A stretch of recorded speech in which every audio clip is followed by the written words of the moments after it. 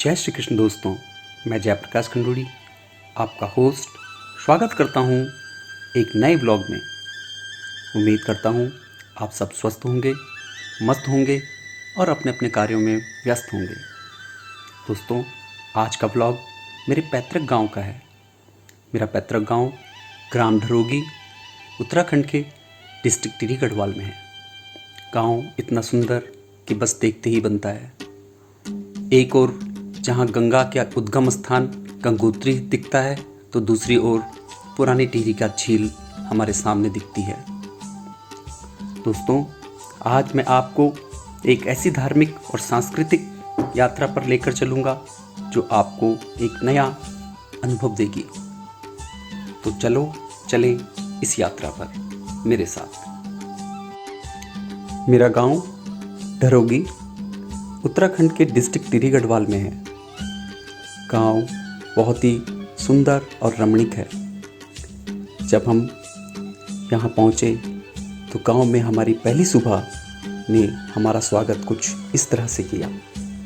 रात भर की बारिश के बाद लगता था कि बादलों ने ज़मीन पर उतरने का मन ही बना लिया था। ठंडे ठंडे रुपहले रूई से बादल हमारे गालों को छूकर यूं निकल जाते थे जैसे ठंडा और मीठा सा चुंबन दे दिया हो।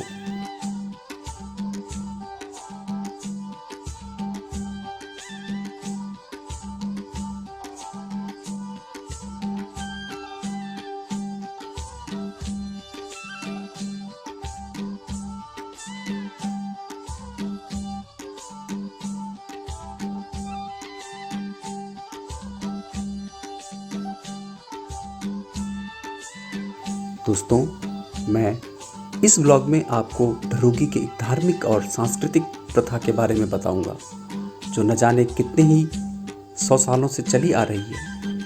यह प्रथा बेसिकली 2 गांवों के बीच में होने वाली हर 3 वर्ष में आयोजित किए जाने वाले एक धार्मिक अनुष्ठान है। एक गांव है ढरोगी और दूसरा गांव है खोसल। मान्यता है कि ढरोगी में श्री नागराजा भगवान का वास है और ढरोगी के खंडूड़ी ब्राह्मण इसके पुजारी हैं और खोसल गांव के भंडारी ठाकुर लोग इसके मायके वाले हैं। यह धार्मिक अनुष्ठान, या आप इसे मेला भी कह सकते हैं, हर तीसरे वर्ष आयोजित किया जाता है। यह आस्था और विश्वास का एक अनुपम संगम है। श्रीशैम नागराजा यानी भगवान श्री कृष्ण, जी हाँ, श्री कृष्ण। उत्तराखंड में श्री कृष्ण भगवान को नागराजा के रूप में ही पूजा जाता है। दोस्तों, प्रथा कुछ इस प्रकार है कि ढरोगी गांव के इस अनुष्ठान की शुरुआत भगवान श्री नागराजा के वस्त्र धोने से आरंभ होती है। गांव की सभी महिलाएं वस्त्रों को धोती हैं और इसके लिए एक शुभ मुहूर्त निकाला जाता है। वस्त्र धोने के बाद इन्हें सुखाया जाता है और फिर अगले दिन सुबह मंत्रोच्चारण के साथ उत्सव का श्री गणेश होता है।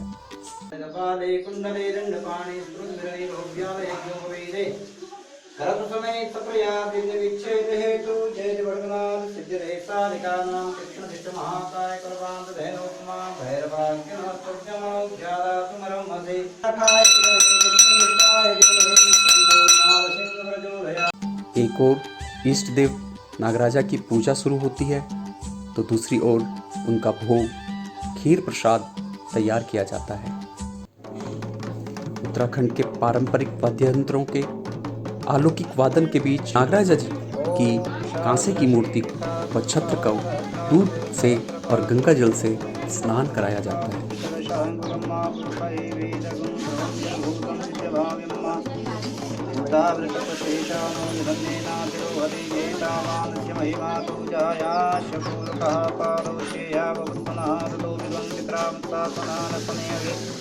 ततो विराट जायत विराजो अधिपुरुषः तजापतिश्चरितवचात् भूमिमतुपुरः विस्मारज्ञातमहुतः संविता विकटान्यापतिष्ठान्यप्रेमाज्ञानारण्यासजे। और फिर तैयार की जाती है श्री नागराजा जी की डोली, जिसको लाल, पीले, सफ़ेद वस्त्रों से सजाया जाता है।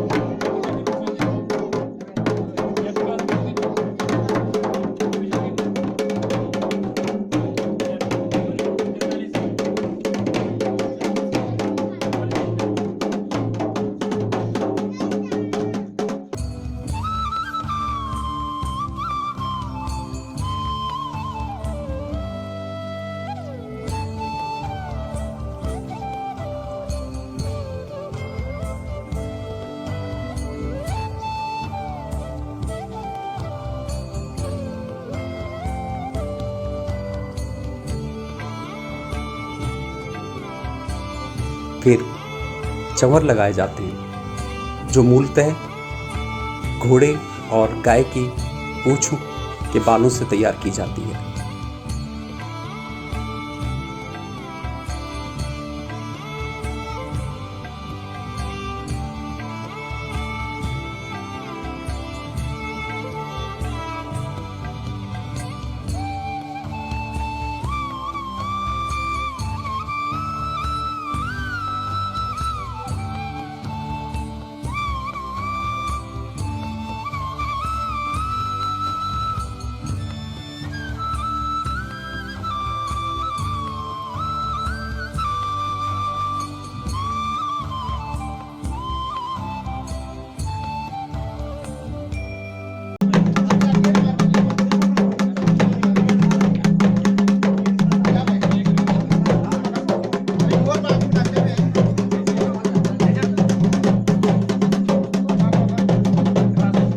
और अंत में सोने और चांदी का छत्र डोली के ऊपर स्थापित किया जाता है और तैयार हो जाती है भगवान श्री नागराजा की डोली।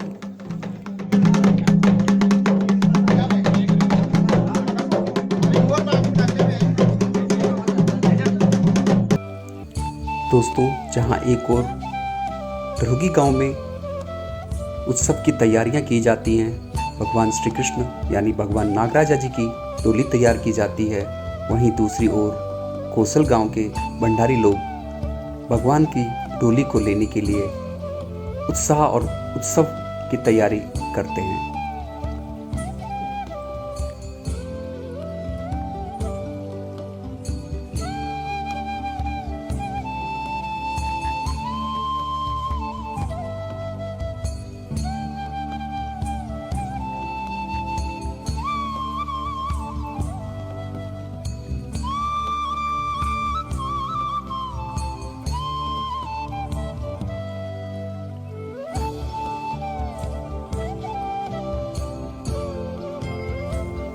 कौशल गांव के लोग हर्ष और उल्लास के साथ ढुर्गी गांव आते हैं।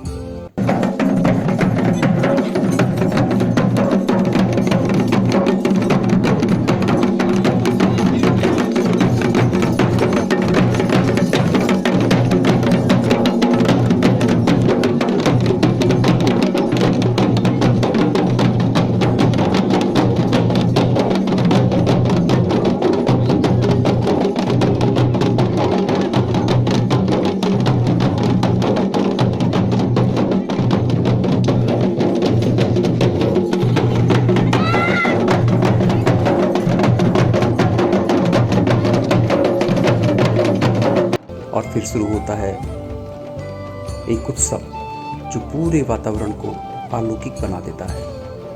दोनों गांव के लोग भगवान की डोली को नमन करते हैं और आशीष लेते हैं। यह हर्ष और उत्सव कई घंटों तक चलता है।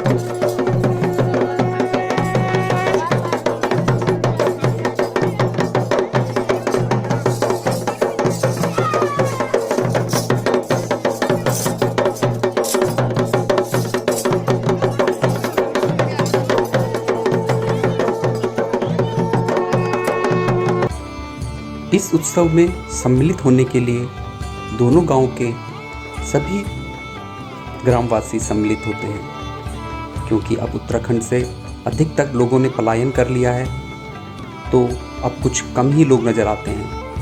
परंतु फिर भी जो भी लोग इसमें सम्मिलित होना चाहते हैं वह अपने अपने यथास्थिति वाले जगह से गांव आते हैं और इस उत्सव में शामिल होते हैं। दोनों गांवों के इष्ट देव, प्रधान देव जैसे अघोरनाथ, नागपुत भैरू, झटलका भैरू और अन्य कई देवता इस उत्सव में अवतरित होते हैं और गांव वालों को आशीष देते हैं। सभी लोग भगवान की पूजा करते हैं और उनके साथ उत्सव में सम्मिलित होते हैं।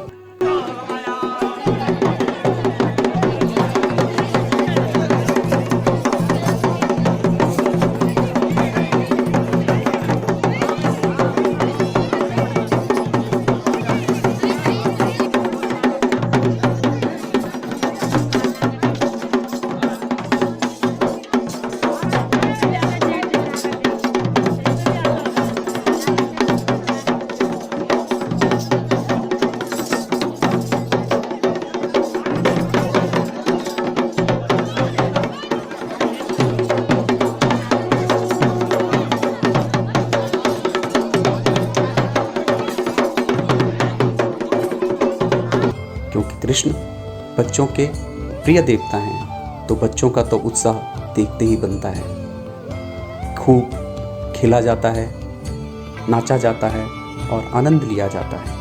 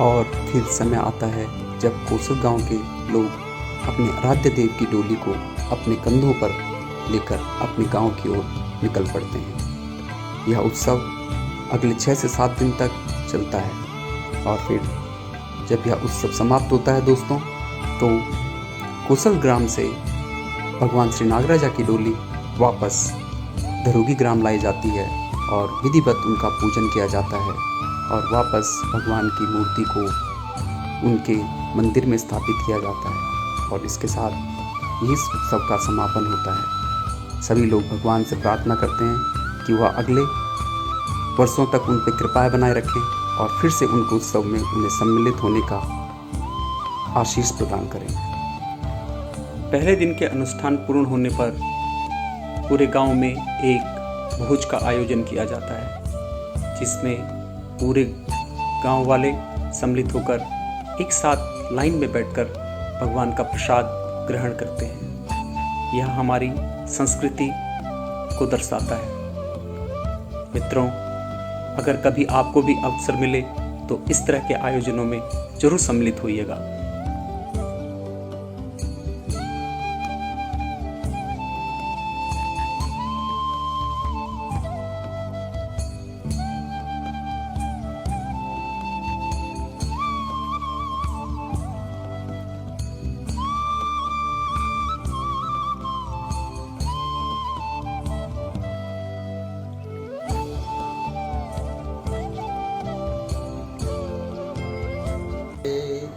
वासुदेव सुतं देवा कंसं चाणूरमर्दरा देवकी परमानंदा कृष्ण वंदे जगद्गुरु।